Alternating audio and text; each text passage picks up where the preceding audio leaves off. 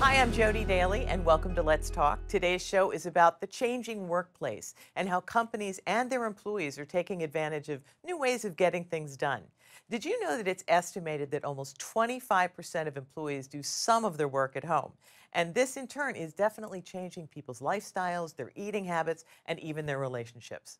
Now, this is a great topic, so we picked three people who have very different perspectives on the way they work. First, we have Jaime Perez, and you work in what one would call a traditional office for 4 days a week. Am I correct? That's correct. That's great. And then we have Bridget Kirk, and you told me that you have 4 kids and that you work 1 day a week at the office, and then the rest of the time you're kind of doing flex working, right? Correct. And of course, then bringing it all together down here is Isaac Komen, and you have your own business and pretty much what Peter Warrens would call a BYOD, bring your own device kind of company. Sure, yeah. And Peter Warrens is an executive recruiter, and I'm so pleased that you're here today because you're going to be able to tie this all together for us. So let's start with you, Peter. Since you've been doing this a long time now, right? How many years? 40 years. 40 years. Peter, like 20 years ago, I kept hearing the word virtual office, where companies were actually trying to get people to work sometimes at home. How have you seen things change over the last 20 years?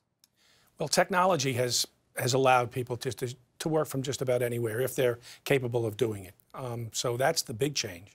I mean, 20 years ago, you know, in my business as a recruiter, you just needed a phone and a fax, or maybe if computers were around then, with minimal use. I mean, it was still basically everything was done by hand, more or less. But it was interesting because I knew big companies and they were trying to get rid of the real estate. So they were asking people in corner offices to say, wouldn't you rather be working at home? And some of it picked up and some of it didn't. What kind of personalities are better for homework? Well, people who know how to deal with avoiding distractions, and people that are disciplined and that can focus on a job and a task and stay with it and have a sense of urgency for getting things done. Exactly. Now, Jaime, we were talking before, and you do spend 4 days a week at the office. Right. And that 5th day, you said it's like a more creative day, or Correct. So Yes. tell me about the 4 days at work, and then the 1 day off. What do you do? Okay, on the 4 days that I'm at work, that I'm on site, I usually have face-to-face meetings with other colleagues. We do more sort of operational things. And you're a troubleshooter, so you kind of have to be on site for a lot of that. Right, that's correct. And so oftentimes I'll be visiting different offices. And then on the 5th day, I do more sort of report design. I do more sort of strategic work, and I find that balance works well for me. Perfect. Now, you're a little bit more on the flip side of that, aren't you, Bridget? You are 1 day at the office and the rest of the time at home. Correct, usually. It may occasionally be 2 days in the office, 3 at home, but in general. So what balance do you have? What do you do at home that you can't do at work? What do you do at work that you can't do at home? I look at the meeting schedule, and if there is a large group meeting, I try to be in the office for that. One-on-one conversations and deliverables I can work on my own, I do at home. Do your days switch?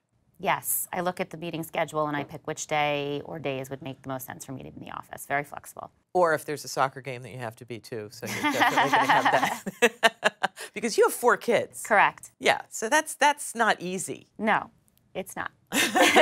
And Isaac, you and I are very similar. All I need is, as we were talking about before, BYOD, bring your own device, and we can pretty much work from anywhere. Phone and internet and you're set. But yeah. you started in an office setting. Correct. So tell me how that metamorphosis happened for you. Well, being confined in an office meant having to work certain hours at certain times and subject to those hours. Working independently allows you to, it's kind of a double-edged sword because you're either always working and sometimes you don't know when to stop working. But like 2 a.m., you're looking up and you're going, oh. Sometimes you do that, But the fact that you can work whenever you want and wherever you want is what I like best. I mean, I can go on holiday, take my phone and take a computer, and I'm set. All I need is an internet connection and yes, a phone. Disclaimer, when we first talked over the phone, he was in Dallas, Texas at a restaurant because he was going to his niece's 3rd birthday that week. Now, you can't buy that stuff. You can't get that stuff back. So the flexibility for me is, but as you were saying before, you know, you really have to figure out how you're going to get all the work done. But when we come back, we're going to take a quick break, and we're going to look at both the pros and the cons of a flexible working environment. So stay with us. Rich people know all about quality. They spend lots of money to get it. But you don't have to be rich to get the quality you want in your everyday shopping. That's because store brands from your favorite supermarket, drug chain, or mass merchandiser give you comparable ingredients, taste, and performance at prices that beat the national brands all the time. Of course, you have to be a smart shopper. Try the store brands. Use them at home, compare products and results. And of course, enjoy the savings. Maybe that's why so many rich people buy store brands too. Store brands, the smart way to get quality. Welcome back, and we are talking about how people and corporations are changing the traditional workplace. Now, Peter, you heard the stories of Jaime and Bridget and Isaac and how they're doing their thing. Is this pretty typical? I mean, will companies do this for people? Yes, yes, they will. Companies will most likely, when asked, try to cooperate with any and all employees who can persuade them and convince them that they can be productive remotely. So has the flexibility of the employer become different? A little bit. In more recent times, they are starting to want to know where you are and what you're doing. And they track you. They might give you a device that they want to see where you are, and they want to know you're doing what you're supposed to be doing. And if you're not, they will question you, and you could find yourself in some hot water.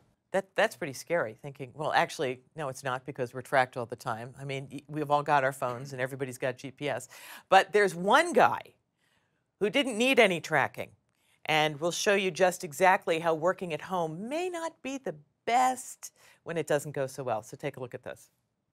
Scandals happen all the time. The question is, how do democracies respond to those scandals? And what will it mean for for the wider region? I think one of your children has just walked in. I mean, shifting sands in the region. Do you think relations with the North may change? I would be surprised if they do. and the little brother. Love that. Has anybody not seen that clip 1,000 times? It's great. Okay, Bridget, any of that look familiar? Absolutely. No, does that kind of stuff happen to you? It can. I'm typically working and my kids are at school, but if there's a snow day or somebody's homesick, there could be background noise. Now, what time do the kids go to school and what time do they get home? They typically get dropped off at school about 7:45, and depending on what after-school activities are going on, it'll be 3 o'clock, 3:30, 4 o'clock. So your work day is 8 to 9, 10, 11, 12, 1, 2, 3. So you've got a good hunk of time in there. Correct. What happens if it's not done by the time they get home from school? Where do you get it done? Then it would be late at night. Late at night. So how many hours of sleep do you usually get? 6.5. You look awesome. Thank you. Thank you. I need my good 8 or else I'm just toast. Now, Jaime, tell me about the Friday. Is it always a Friday or are you also flexible? It's usually a Friday. What is that creative time? That creative time I usually spend doing report design or designing how a project will look in a longer span of time. That's the day that I dedicate for that. Okay, and Isaac, you pretty much anytime, any place. Do you ever find yourself having to cut stuff off and say, not going to do this right now? Yeah, plenty of nights I'm at working till 10, 11 o'clock at night, and like it's time for bed. What about clients? Where's their cutoff? Do they know when to stop? Well, that's a matter of just forwarding your phone at a certain time to go to an answering service. Very good point. And let the answering service handle it and deal with it in the morning. Now, Peter, over the years, you have represented lots and lots of candidates. How do you know that you have found the perfect fit? I don't know that there is a perfect fit, but I try to get as close as I can. And then those are the candidates that go on those interviews. And I'm very good at conceptualizing what a client company is looking for and then matching it up to a person's background along with their personality and then their requirements. How flexible are companies? I mean, obviously, Bridget's company was very flexible. Yours is pretty flexible. And since you're your own boss, you can do whatever you want. But how flexible are companies in recruiting talent? In most cases, companies are very flexible. They will bend over backwards to attract and maintain and hire good people, the right people. And there's not much they won't do when they find the right person. Bridget, if you didn't have the flexibility, would you still be working in this job? No. How about you, Jaime? I would, but I probably wouldn't be happy about it. Well, we always want our people happy. Right, we do. Well, thank you all so much for being with us today. We really appreciate your insights. Is there anything else you would like to leave with our audience before we leave? I think that a lot of what makes prospective employees marketable is having had some sort of experience running their own business, and that makes them more attractive in terms of working independently. It's very true, because if you've had your own business, you have to know when to forward, you have to know when to stop, you have to know when to get that work done at 11 o'clock after the kids go to bed. Thank you all so much for your insights. We really appreciate your expertise and your, I love that. I never thought of it that way. It's very true. People should run their own companies, even if it's just a paper route. So for you, our audience, for more information on what you've seen today, visit our Store Brands USA channel here on YouTube, or go to storebrandsusa.com for shopping information, recipe ideas, and more. Thanks so much, and please come back for another edition of Let's Talk.